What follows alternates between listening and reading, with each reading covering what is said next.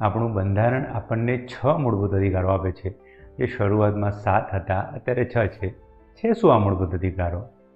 આપણે આપણો વ્યક્તિગત વિકાસ કરી શકીએ, જે સિંગલ કન્સેપ્ટ નથી, સમૂહમાં થતો અથવા અને ડાયરેક્ટલી કે ઇનડાયરેક્ટલી સમૂહ માટે થતો વિકાસ છે.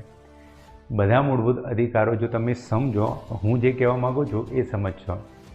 બેઝિક રીતે કન્સેપ્ટ ક્લિયર થાય એ રીતે આપણે 6 મૂળભૂત અધિકારો જોઈએ.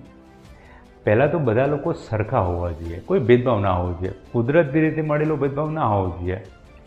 ક્યાં જન્મ્યા, કયા પ્રદેશમાં જન્મ્યા, છોકરો જન્મ્યા, છોકરી જન્મ્યા, ટ્રાન્સજેન્ડર જન્મ્યા, આવું બધું હોવું જ ના જોઈએ. તો બધાને હરખા કરી નાખો. તો પહેલો મૂળભૂત અધિકાર આપ્યો સમાનતાનો મૂળભૂત અધિકાર. એકવાર બધા સરખા થઈ ગયા પછી જેમ તમને અંદરથી ઈચ્છા થાય અથવા જે તમે કરવા માગો છો એ કરી શકો. એના માટે સ્વતંત્રતાનો મૂળભૂત અધિકાર. તો બીજો થયો સ્વતંત્રતાનો મૂળભૂત અધિકાર. હવે તમે સ્વતંત્ર થઈને કશું કામ કરી રહ્યા છો, એમાં કોઈકે તમારું શોષણ કરવાનો પ્રયત્ન કર્યો, તો ત્રીજો મૂળભૂત અધિકાર થવાનો શોષણ વિરુદ્ધ રક્ષણનો મૂળભૂત અધિકાર. હવે સામૂહિક કન્સેપ્ટ છે, તો સમૂહ માટે વર્ષોથી ચાલતું આવતું અને વૈશ્વિક એક કન્સેપ્ટ છે ધર્મ. તમે તમારી ઈચ્છા મુજબ ધર્મ પાડી શકો, ધર્મ ચેન્જ કરી શકો, ધર્મ નથી પાડો તો ના પાડો.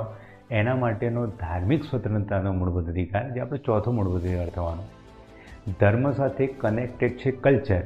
તો આપણે આપણું કલ્ચર સમજી શકીએ, પાડી શકીએ, એને માણી શકીએ, તો એના માટે પાંચમો મૂળભૂત અધિકાર થવાનો સાંસ્કૃતિક અને શૈક્ષણિક મૂળભૂત અધિકાર.